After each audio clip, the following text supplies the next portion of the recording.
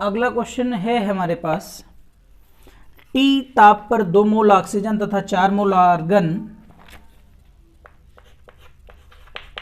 T ताप पर दो चीजें हैं, 2 मोल ऑक्सीजन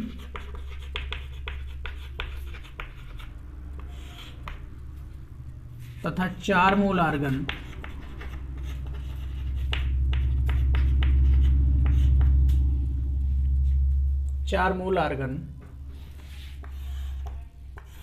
की कुल आंतरिक ऊर्जा, और ये मान लीजिए कि किसी भी तरह से कोई बाइंडिंग एनर्जी नहीं है, कोई पोटेंशियल एनर्जी नहीं है, एकदम फ्री है, केवल काइनेटिक एनर्जी है। कुल आंतरिक ऊर्जा, तो हम क्या जानते हैं? हम जानते हैं चूंकि किसी आदर्श गैस की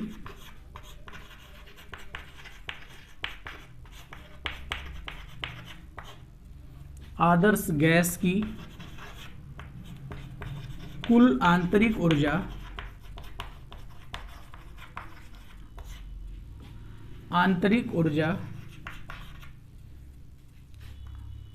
U बराबर 1/2 mu FRT, where mu number of moles, F degrees of freedom, R universal gas constant and capital T absolute temperature.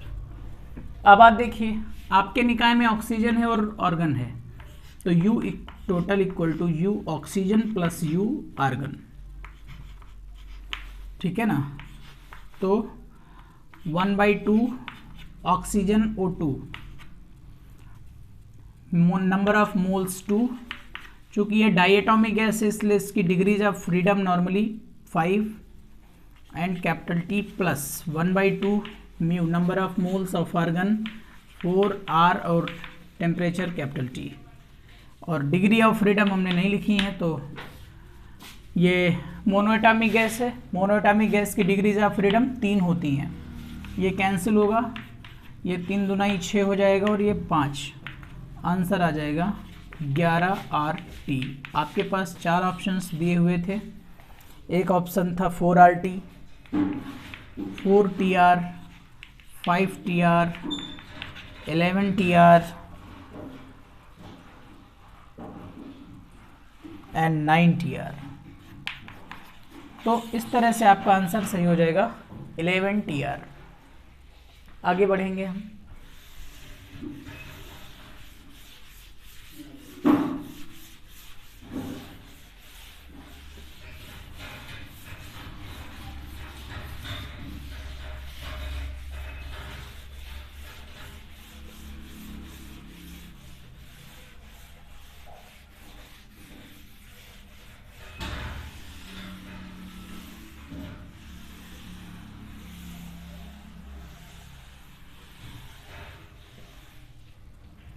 अगला प्रश्न है हमारे पास,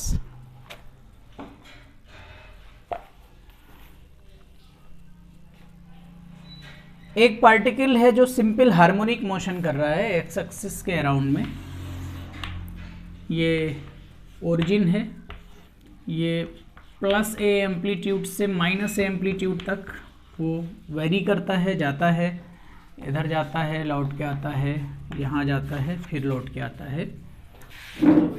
पार्टिकल x बराबर 0 से जाता है x बराबर a/2 तक, और ऐसा करने में आप जो टाइम लेता है वो t1 लेता है।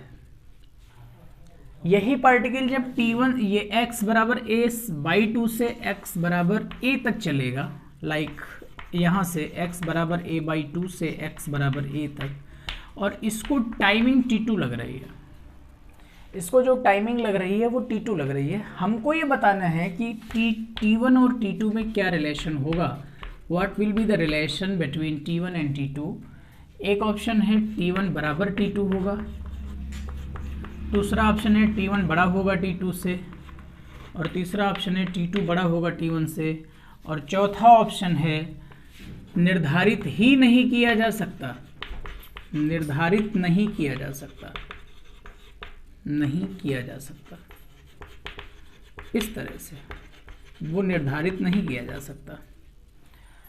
तो कैसे आप इसको लगाएंगे, आप वो चीज़ देखिएगा। x बराबर 0 से x बराबर a/2 तक, मतलब 0 से a/2 तक पार्टिकल गया है। अगर वो 0 से a/2 तक गया है मतलब a/2 दूरी गया है, और a/2 से अगर a तक गया है तो भी a/2 दूरी गया है। तो अगर ये लीनियर मोशन होता, कांस्टेंट एक्सेलरेशन होता, सॉरी कांस्टेंट वेलोसिटी होती, तो जो टाइम यहाँ लगना था वही टाइम यहाँ लगना है। लेकिन चूंकि एक्सेलरेशन है इसलिए सेम डिस्प्लेसमेंट में अलग अलग टाइमिंग में अलग अलग एक्सेलरेशन होने के कारण अलग अलग टाइमिंग होगी। इसका मतलब अगर यहाँ t1 है तो यहाँ t2 है, और ये दोनों इक्वल नहीं हो सकते क्योंकि यहाँ त्वरण होता है, तो ये इक्वल नहीं हो सकते, क्योंकि त्वरण का मतलब ही है the rate of change of velocity with the respect of time, time के रेस्पेक्ट में स्पीड का बदलना। और अगर टाइम के रिस्पेक्ट में स्पीड बदलेगी तो डेफिनेटली स्पीड या तो कम होगी या तो ज़्यादा होगी। अगर कम होगी तो यहाँ टाइम ज़्यादा लगने वाला है, अगर ज़्यादा होगी तो यहाँ टाइम कम लगने वाला है। आप जानते हैं कि जैसे जैसे हम एम्पलीट्यूड की तरफ जाते हैं काइनेटिक एनर्जी घटती है, पोटेंशियल एनर्जी बढ़ती है। अगर यहाँ पोटेंशियल एनर्जी बढ़ रही है, काइनेटिक एनर्जी घट रही है, तो डेफिनेटली यहाँ स्पीड डाउन हो रही है। और चूँकि रिटार्डेशन नहीं कह सकते, रिटार्डेशन अपोजिट डायरेक्शन में एक्सेलरेशन बढ़ रहा है, इसलिए स्पीड कम हो रही है। स्पीड कम होने के कारण सेम डिस्टेंस को गेन करने में भी ज़्यादा टाइमिंग लगेगी, यानी t2 ज़्यादा होगा और t1 कम होगा। नॉर्मली हम ऐसे भी समझ गए, लेकिन आइए इसमें रिलेशन बनाते हैं। कैसा रिलेशन बनेगा? अगर हम इसको, वैसे तो ये x एक्सिस में है, इसका जो इक्वेशन होना चाहिए वो x बराबर a cos ओमेगा t होना चाहिए। अगर हम y बराबर a sin ओमेगा t से इसको हल करें, y बराबर a sin ओमेगा t, तो आप इसको लिखने वाले हैं a/2 a sin ओमेगा, और इसे कैपिटल T1 कह लीजिए। ये कैंसिल हो जाएगा, ये 1/2 बनेगा, जिसे आप sin π/6 कहते हैं, sin 30 degree sin omega T1। तो यहाँ से आ जाएगा π/6 बराबर ओमेगा T1, और ये बन जाएगा तुम्हारा T1 बराबर π/ओमेगा 6। मान लीजिए यहाँ से यहाँ तक टोटल डिस्प्लेसमेंट कितना हो गया है? टोटल डिस्प्लेसमेंट तो ए ही हो गया है ना, और ए डिस्प्लेसमेंट होने में जो टाइमिंग लगी है वो T1 + T2 है। ए डिस्प्लेसमेंट होने में जो टाइमिंग लगी है वो T1 + T2 है, साइन ओमेगा टी नहीं बल्कि T1 + T2। ये 1 हो जाएगा, और ये साइन π/2 आएगा, साइन π/2 बराबर साइन ओमेगा T1 + T2। और अगर इसको आप सॉल्व करेंगे तो आएगा π/2 बराबर omega T1 + omega T2। Omega T1 की वैल्यू डायरेक्ट अगर हम लेते हैं ओमेगा T1 तो π/6 आता, π/2 - π/6 बराबर ओमेगा T2। और इसको अगर आप सॉल्व करते हैं तो ये आने वाला है 2/3 6, 6 के 6, π/3 बराबर ओमेगा T2। अगर दोनों को हम भाग लगा देते हैं तो हम पाएंगे ओमेगा T1 बटा ओमेगा T2 बराबर π/6 बटा π/3। कैंसिल होगा, ये कैंसिल होगा, ये 3 ऊपर जाएगा, ये 6 नीचे आएगा। T1 बटा T2 बराबर 1/2। इसका मतलब अगर T1 1 लग रहा है तो T2 2 लग रहा है। इसका मतलब यहाँ पर जो टाइमिंग लगने वाली है यहाँ से यहाँ तक, उसका जस्ट डबल टाइम यहाँ से यहाँ तक लगेगा। अब आप फिर देखिए ध्यान से, यहाँ से हमें लर्निंग क्या मिल रही है? यहाँ से लर्निंग ये मिल रही है कि x बराबर a sin ओमेगा t या x बराबर a cos ओमेगा t में जो हमने इक्वेशंस लिया हुआ है, इन इक्वेशंस में कहीं कोई इस पर्टिकुलर सवाल से रिलेटेड बात नहीं है, बल्कि SHM की फंडामेंटल प्रॉपर्टी से रिलेटेड बात है कि यहाँ से यहाँ तक आधे एम्पलीट्यूड तक जाना, फिर उसके बाद आधे से आगे वाले एम्पलीट्यूड में जाना। डिस्प्लेसमेंट सेम है लेकिन टाइमिंग अलग अलग है, क्योंकि स्पीड अलग अलग रही होगी, एक्सेलरेशन अलग अलग है। इसलिए तो क्या समझ में आया? समझ में आया कि आधे आवर्त काल तक जाने में, आधे आयाम तक जाने में अगर t1 समय लगा है तो उस आधे से आगे वाले आधे तक जाने में हमें उसका ठीक दोगुना समय लगने वाला है 2t1। तो समझ में आ गया होगा। आगे हम बढ़ेंगे।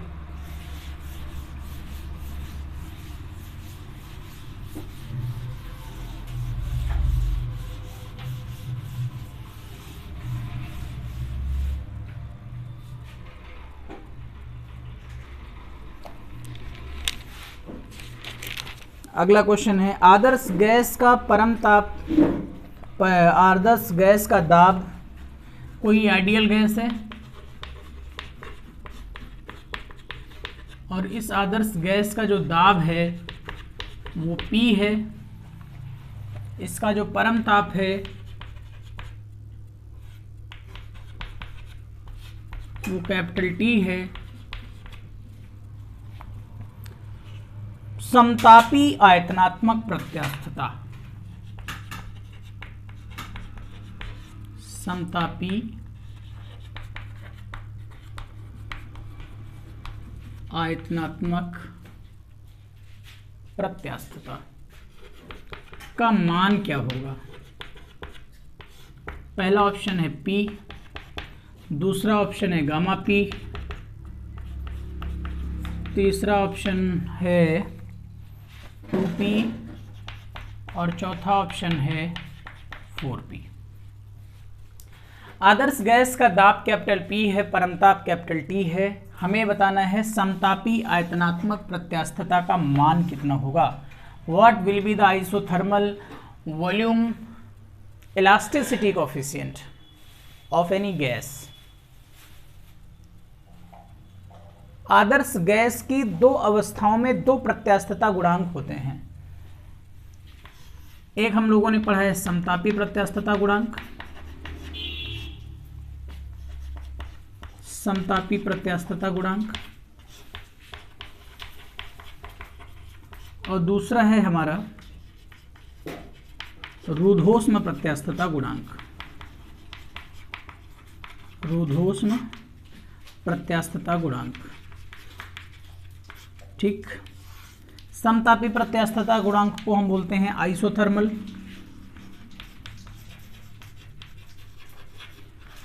इलास्टिसिटी कोएफिशिएंट, और इसको बोलते हैं एडियाबैटिक इलास्टिसिटी कोएफिशिएंट। दो होते हैं। इन्हें क्रमशः हम लोग वैसे ET और ES या इसको EQ से भी रिप्रेजेंट करते हैं। और ET का जो मान होता है वो होता है P plus delta P। Reality में यही होता है, प्रारंभिक दाब प्लस दाब में थोड़े से आंशिक वृद्धि। लेकिन इसमें आपको सिर्फ ये याद रखना है कि ET बराबर P, गैस की समतापी प्रत्यास्थता का मान उसके प्रारंभिक दाब के बराबर होता है और गैस की रूढ़ोष्म प्रत्यास्थता का मान उसके प्रारंभिक दाब का गामा गुना होता है, जहां गामा बराबर CP बाई CV, ये आप याद कर लीजिए। तो इसका आंसर होने वाला है P। अगला सवाल एक हमने और लिया है, एक कैलोरी 1 ग्राम जल का ताप 1 डिग्री सेल्सियस बढ़ाने के लिए आवश्यक ऊष्मा कहलाती है। 1 कैलोरी जो ऊष्मा है उसका काम क्या है? उसका काम है 1 ग्राम जल का ताप 1 डिग्री सेल्सियस बढ़ाना। यानी 2 डिग्री सेल्सियस से अगर उसने 3 डिग्री सेल्सियस कर दिया, 3 डिग्री सेल्सियस से उसने 4 डिग्री सेल्सियस कर दिया तो 1 ही डिग्री सेल्सियस तो बढ़ा। 6 डिग्री सेल्सियस से उसने 7 डिग्री सेल्सियस कर दिया, 1 ही डिग्री तो बढ़ा। तो कह रहा है कि 1 डिग्री सेल्सियस ताप बढ़ाने के लिए 1 ग्राम जल के ताप का ताप 1 ग्राम जल का ताप 1 डिग्री सेल्सियस बढ़ाने के लिए जो ऊष्मा लगती है उसे 1 कैलोरी कहते हैं। उसे क्या बोलते हैं? 1 कैलोरी। लेकिन यह ताप वृद्धि जो हम बोल रहे हैं वो नहीं है। 1 कैलोरी की स्टैंडर्ड डेफिनेशन किसी कंडीशन पर दी जाती है। ऐसा नहीं है कि 9 से 10 कर लिया तो भी 1 डिग्री है, 6 से 7 कर लिया तो भी 1 डिग्री है, टेम्परेचर डिफरेंस 1 डिग्री सेल्सियस है, चलेगी बात।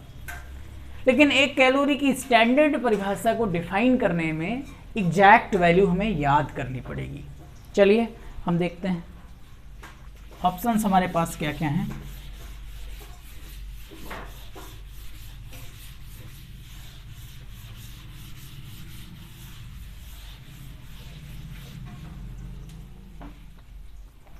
ऑप्शंस हमारे पास हैं 13.5 से 14.5, 13.5 कैलोरी से 14.5 कैलोरी, 76 mm प्रेशर मरकरी के बराबर। दूसरा ऑप्शन है 14.5 से 15.5 डिग्री सेल्सियस, 760 mm लेवल है मरकरी का। और आगे है 9 से 10 डिग्री सेल्सियस, 76.7 mmHg।